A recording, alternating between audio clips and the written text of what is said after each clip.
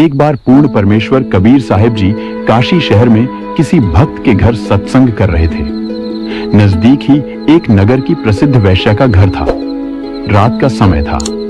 वैश्या घर पर अकेली बैठी थी। कबीर साहिब की आवाज उस वैश्या के घर तक आसानी से सुनाई दे रही थी। ठाली बैठी वैश्या कबीर साहिब के मुख कमल से उच्चारित शब्द तथा सत्संग सुनने लगी।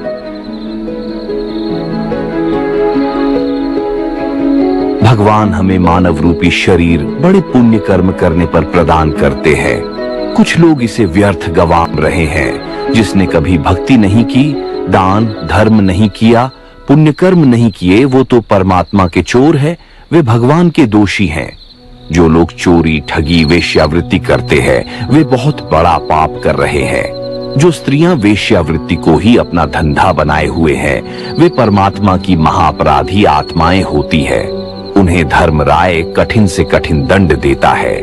यह मनुष्य शरीर रत्नों के मोल का है। इसका प्रथम उद्देश्य मात्र भक्ति और शुभ कर्म करना होता है। कबीर साहब के वचनों ने चंपाकली को झकझोर कर रख दिया। चोरी जारी वेश्यावृत्ति कबहू ना करियो कोय, पुण्य पाए या नरदेही ओछे ठोर न खोए। मानव शरीरधारी प्राणी का प्रथम कार्य सच्चा गुरु धारण करना होता है। फिर उसे शुभ कर्म के साथ आजीवन गुरु मर्यादा में रहकर सत्य साधना करनी चाहिए। गुरु की आज्ञा अनुसार दान धर्म करे। बुरे कर्म त्यागने वाला तथा सत्य साधना करने वाला मोक्ष का भागी होता है, अन्यथा नरक का भागी बनता है। चंपाकली जानो, जैसे आज ही गहरी नींद से जागी हो। हे भगवान, मैंने तो अपना सारा जीवन घोर पाप कर्म कर करके ही बीता दिया। संत जी के अनुसार तो मैं न जाने कितने वर्ष नरक में पड़ी रहूंगी। हे भगवान, ये कैसा जीवन बिताया है मैंने तो कभी अच्छा कर्म क्या होता है यह भी नहीं सोचा। भक्ति बिना कहा ठोर है, यो भरम रहा संसार। रति कंचन पाया नहीं, रावण चलती बार। अशुभ कर्म करते हुए रावण ने सर्व लंका सोने की बना रखी थी, लेकिन जब अंत समय आया तो एक रति भी अपने साथ नहीं ले जा पाया।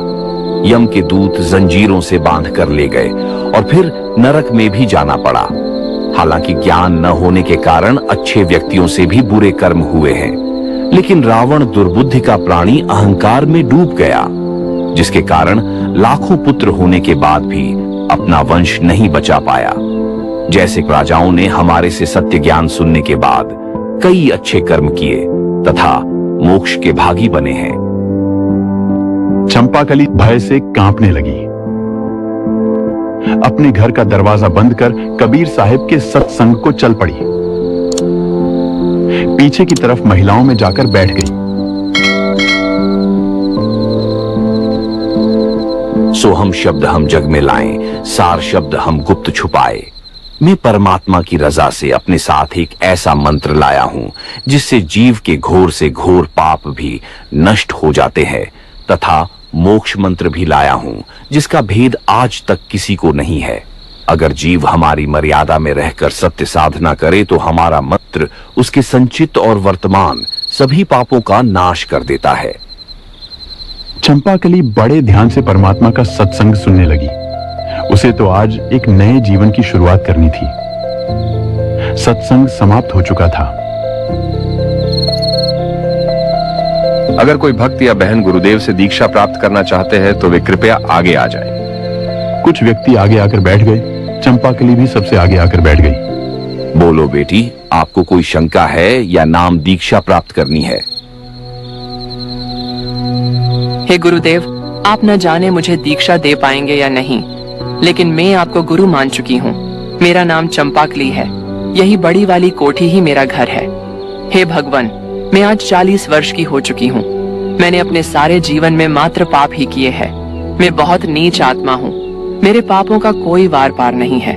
अगर मेरा भी उद्धार संभव हो तो दया करो महात्मा।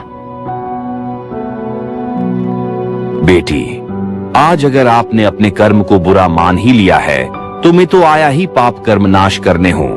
मेरे सतनाम के जाप से आपके पाप ऐसे नष्ट हो जाएंगे जैसे हजारों मण सूखे घास को एक आग की शीख जलाकर नष्ट कर देती है। जब ही सत्य नाम हृदय धरियो, भयो पाप को नाश, जैसे चिंगारी अग्नि की बड़े पुरानी घास। बेटी, आज आप यह प्रतिज्ञा करो कि भविष्य में ऐसा कर्म कभी नहीं करोगी, तो आपके भी सर्व पाप मेरे मंत्र से नष्ट हो जाएंगे।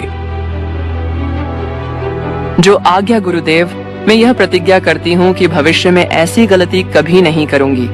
मात्र आपकी भक्ति करूंगी और जीवन निर्वाह के लिए अन्य कर्म करूंगी। हाँ बेटी, कपड़ा चाहे कितना भी मेला क्यों न हो, जब पानी के संपर्क में आता है तो साफ जरूर होता है, चाहे कुछ समय क्यों न लगे। दृढ़ता के साथ मंत्रों का जाप करो। आपके इस जन्म के ही क्या, अगले जन्मों के भी पाप नष्ट हो जाएंगे।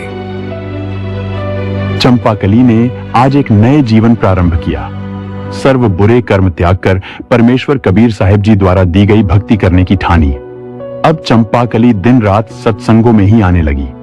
हर घर होने वाले सत्संगों में ज्यादा से ज्यादा आने लगी। इसी के चलते सबसे पहले आती और सबसे आगे आकर बैठ जाती। लेकिन ऐसे चलते कुछ ही दिन बाद चंपाकली और पुराने भक्तों के बीच एक समस्या उत्पन्न होने लगी। वो समस्या क्या थी, जानने के लिए देखिए भाग दो।